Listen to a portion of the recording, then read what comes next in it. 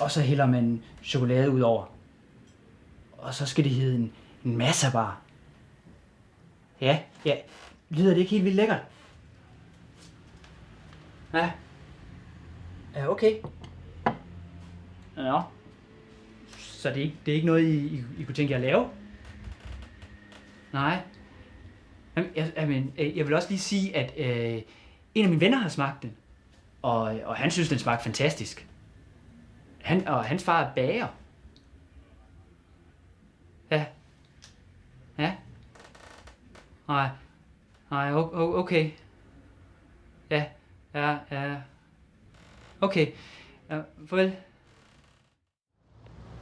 Hej Laurent. Hej Bæk. Prøv at se den her lysestage. Den er antik.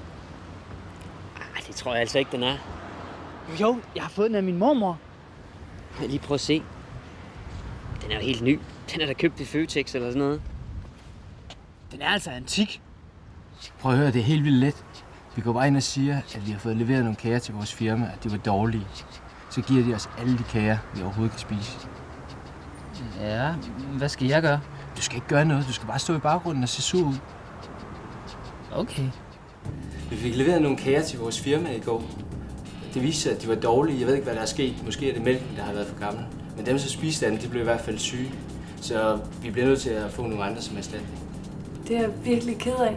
Jamen, I får selvfølgelig nogle nye.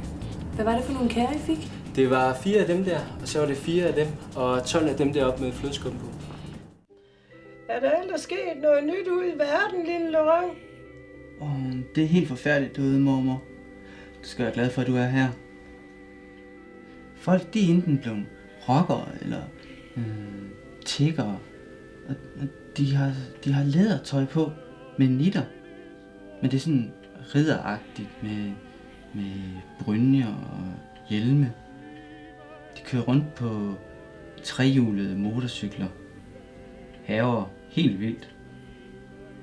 Der er tønder, hvor der er ild i, og omkring dem står de fattige og varmer sig. Det er nat hele tiden. Og folks tænder, de er rådne, og så griner de. Sådan her.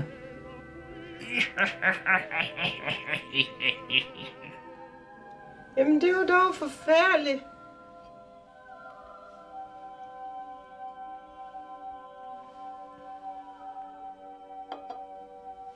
Er der ellers sket noget nyt ude i verden, Laurent?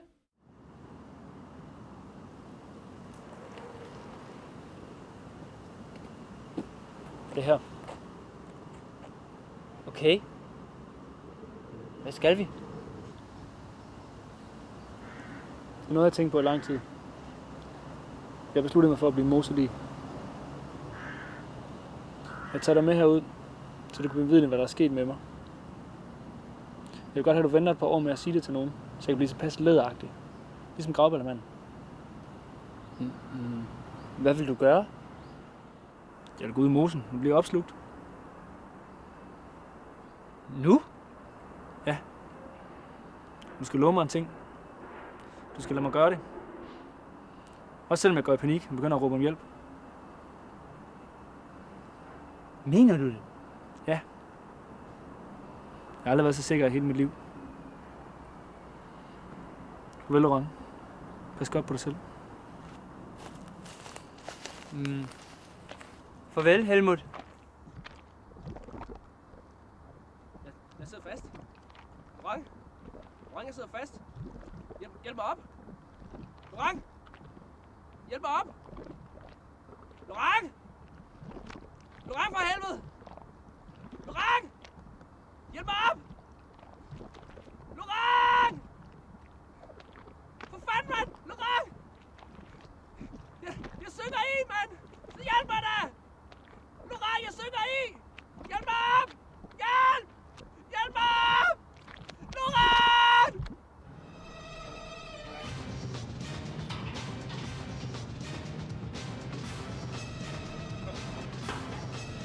Ved du hvad, Laurent, det er jo fandme noget lort. Det er noget af det værste, jeg har været med til endnu. Der er der ikke hverken hoved eller hale i der. Ingen historie. Og det har vi betalt penge for at gå ind og se. Det gør jeg ellers ikke en anden gang. Det får du mig ikke med til. Det kan jeg godt sige dig. Hej, Ryan. Hej, Laurent. Det er Engt. Der er Engt. Hej, jeg går lige og snakker med Laurent om de her film i dag. Det er jo noget værre bras. Der er jo ingen historie i det. Det er noget nullerværk. Men jeg har en idé til en historie til en film. Okay. Nu skal du høre. Kunne du forestille dig sådan en bitte landsby med nogle dværgagtige mennesker i? Og der finder de en kæmpe ring, som de er nødt til at kaste i et kæmpe bjerg med ild. For ellers så, hvis de onde de får fat i den her ring, så kan de styre hele verden. Det er smart med sådan en mobiltelefon. Det lyder ligesom Ringenes Herre. Ringenes Herre? Den har jeg satme aldrig hørt om. Ej, helt ærligt. Alle folk har sgu da hørt om Ringenes Herre. Er det ikke rigtigt, Laurent? Jeg hørte ikke lige efter. Ej, men prøv at, det er fuldstændig det samme som Ringenes Herre. Der er ingen forskel. Nu kommer jeg med en idé til en god historie, så siger du bare, at jeg har stjålet den. Det giver jeg ikke høre på det her, Laurent. Jeg er smuttet. Hej med jer. Hej. Nå, ved du hvad, Laurent, mit lift er her. Vi ses. Hej.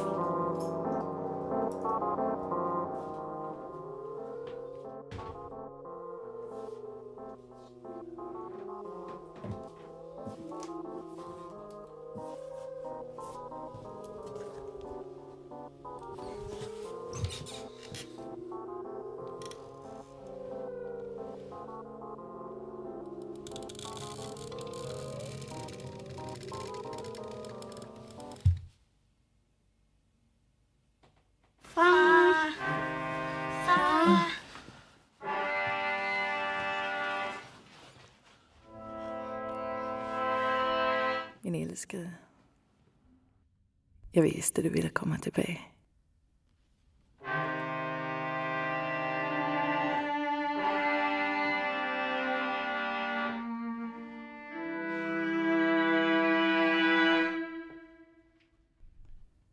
Nu skal vi bare være sammen for evigt.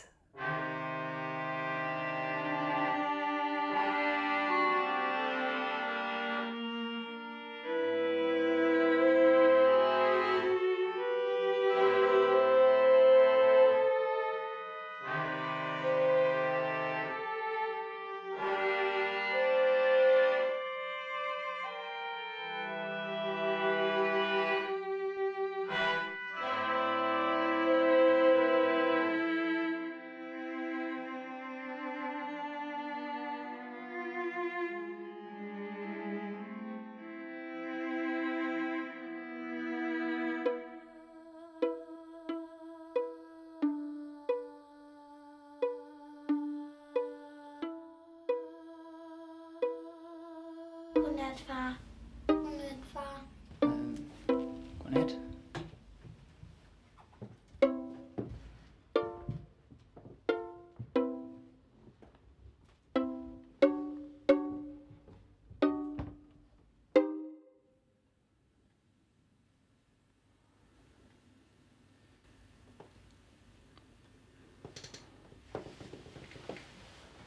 Jeg ved altså godt, at du ikke er min forsvundne mand. Du er ham, der bor ovenpå, ikke? Jo. Jeg syntes bare, det var så synd at skuffe børnene.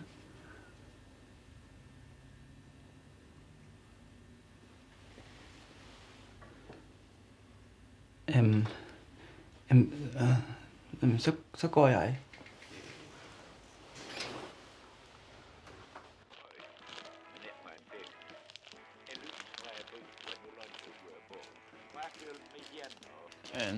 Det er smart med slik i poser, ikke?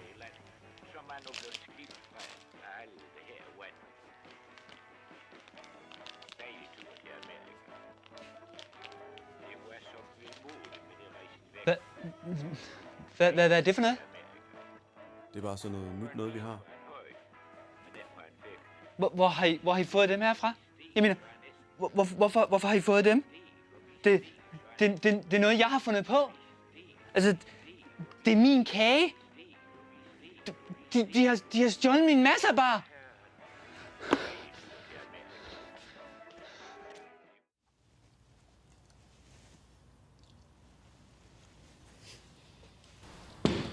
Nej, desværre, den er langt fra antik. Prøv at komme igen om 50-60 år, så måske.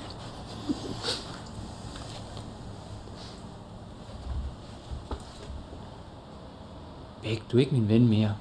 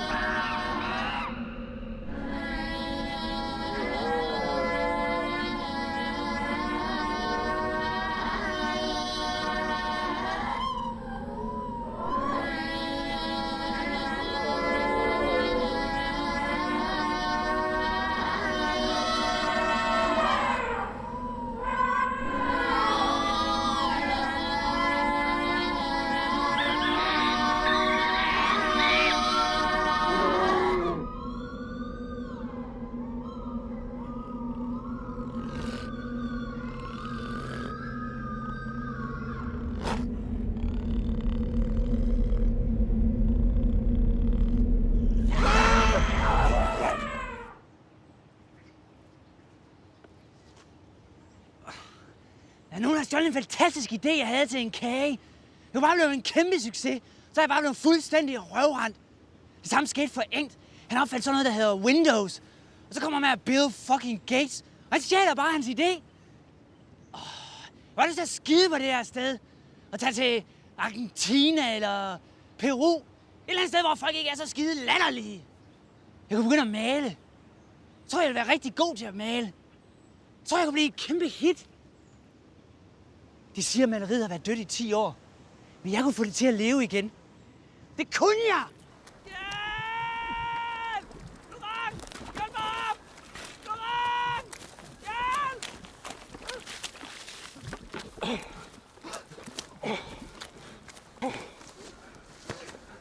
Hvor fanden hjalp du ikke? Hvad fanden er der gang i, Lorang? Jeg skulle da vel drukne. Er du fuldstændig psykopat? Du sagde, at jeg ikke skulle hjælpe dig. Det skulle da bare noget, man siger for helvede. Hvad har du regnet med? Du skulle da godt sige undskyld til din ven. Jamen, han sagde, at han ville være et moselig. Hvordan skulle jeg kunne vide, at du ikke mente det? Skal du sige undskyld til din ven, du har fandme lært at slå ham ihjel? Jamen, nu må I fandme styre jer. Han vil være et moselig og siger, at jeg ikke skal hjælpe ham. Og så gider jeg sgu da ikke stå her og blive svinet til bagefter. Ej, I kan fandme rende mig. Altså, det lyder meget mærkeligt. Ja. Lige et øjeblik, ikke? Bjørn! Ja? Kommer du ikke lige? Jo.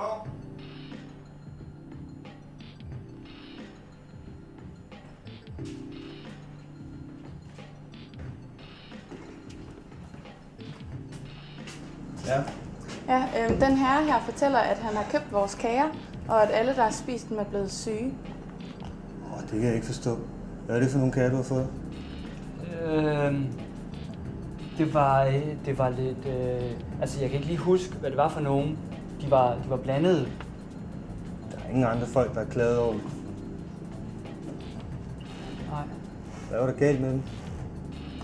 Jamen, folk blev jo syge. At det kunne jo være, at mælken var for gammel.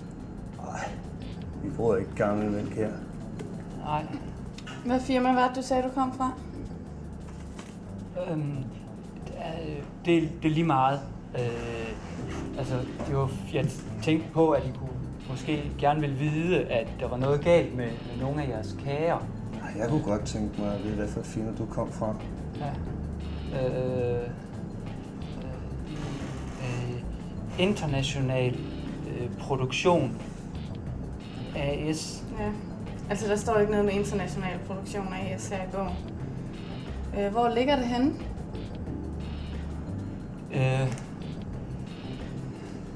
Det ligger... farvel.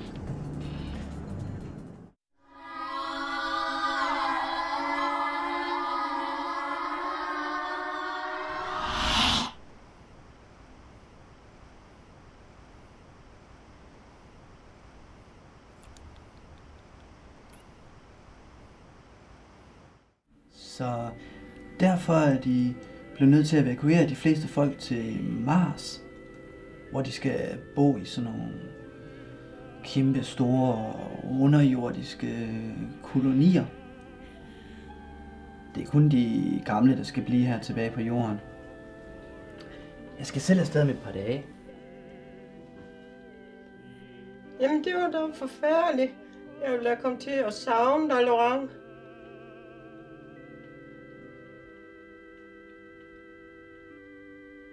Er der ellers sket noget nyt ude i verden? Og herovenover var et kæmpe skilt, hvor der stod Aarhus Zoologisk Have. Og overalt her, hvor vi går, Laurent, der var der buer med vilde dyr. Der var buer herover til højre, der var buer til venstre. Ja, der var buer overalt. Og det var et af de buer, du forvildede dig ind i, på tværs af tid og rum. Men jeg siger det, Laurent, de kunne ikke få til at køre herude. Der kom ingen penge i kassen. Og dyrene, de sultede. Ja, det var sådan til sidst. Der måtte de spise hinanden, bare for at overleve. Der hviler en forbandelse over det her sted. De rev burene ned, lavede den her sø.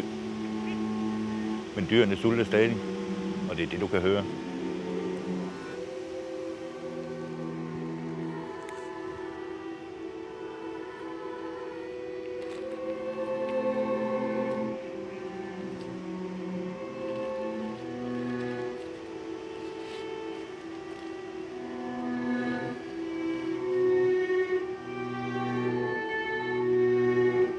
Nu tager du dette stykke kød, kaster det lige så langt ud i søen, som du kan.